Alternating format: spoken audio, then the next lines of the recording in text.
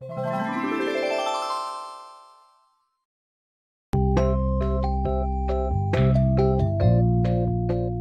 दोस्तों, मैं अर्चना वृतांत में आप सभी का स्वागत करती हूँ। तो चलिए आज की कहानी की शुरुआत करते हैं।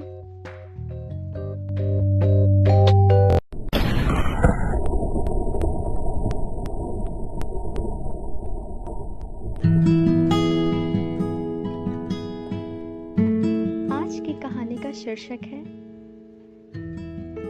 बनारसी प्रेम। आज सोच लिया था कि जो भी हो अब उससे कभी बात नहीं करूंगा।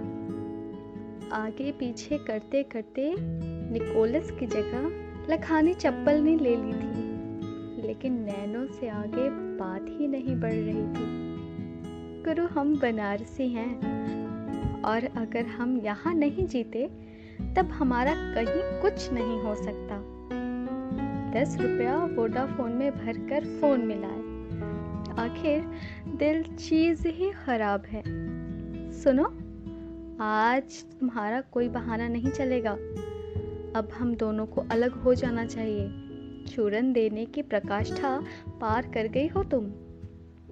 शाम को 80 घाट पर आना, और हाँ, अपने दोनों बाउंसर सहेलियों को घेरे हुए मत लाना। हल्की सी फफकी सुनकर अंदाजा लगाया जा सकता था कि बेचारी शाम तक रोने वाली है।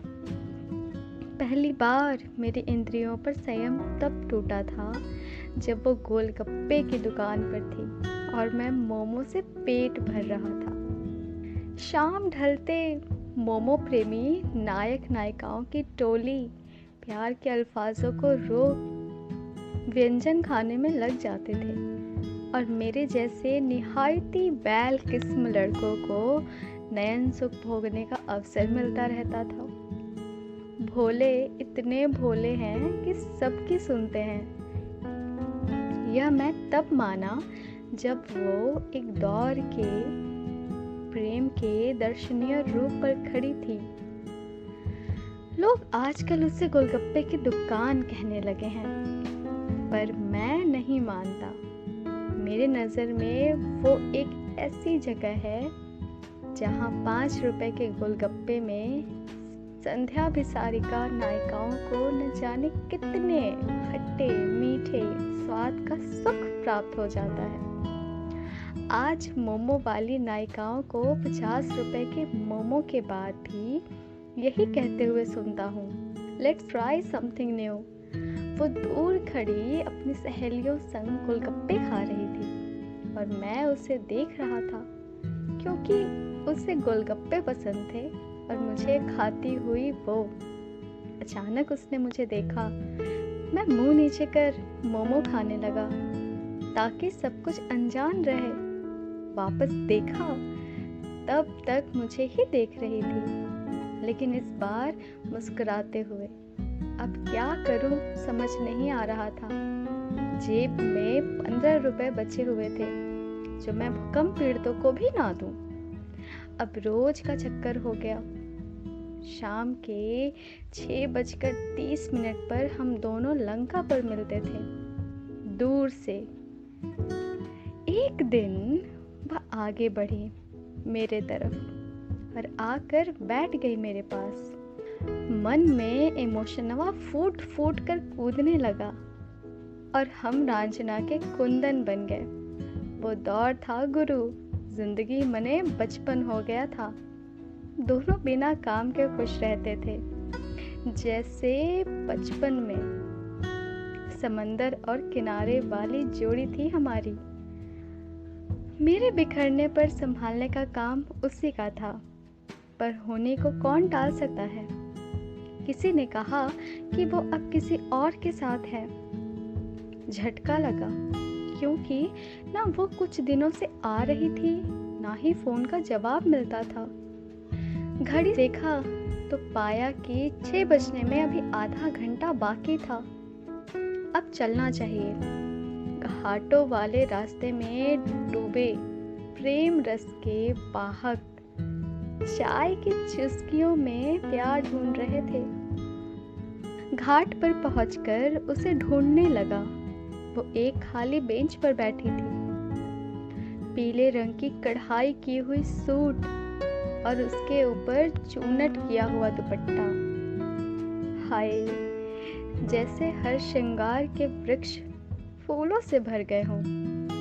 भोले चेहरे पर हल्का सा डर और चुन्नी को उंगली के चारों ओर लपेटकर मेरे ओर देखने की वो बारीक कला मेरी कमजोरी बन गई थी। लेकिन आज नहीं। तो कौन है तुम्हारा नया पुरुष मित्र?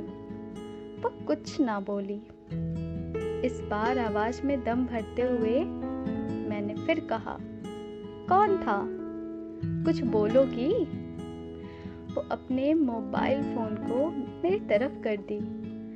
जिसमें वो लड़का उसका भाई है, इसका पर्याप्त साक्ष्य था। वो मेरे बाईं ओर बैठी थी और अब उसकी आंखों में जलधारा फूटने वाली थी। हाथों से रोकना चाहा, पर उस जैसी लड़की पर इल्जाम काफी बड़े थे।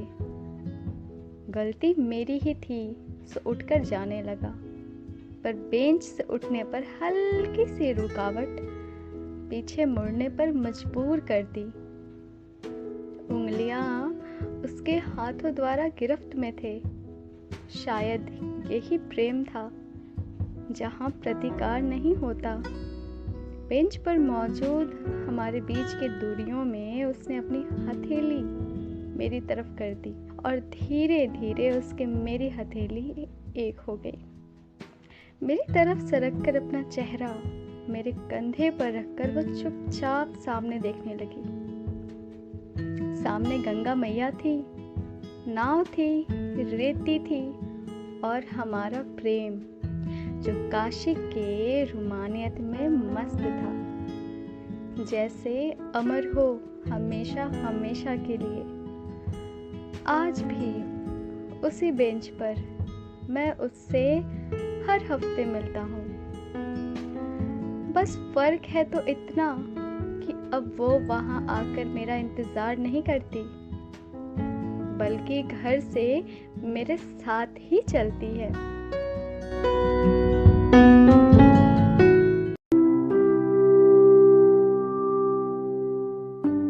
मुझे सुनने के लिए धन्यवाद। आपसे फिर मुलाकात होगी एक नई कहानी के साथ। तब तक के लिए बाय।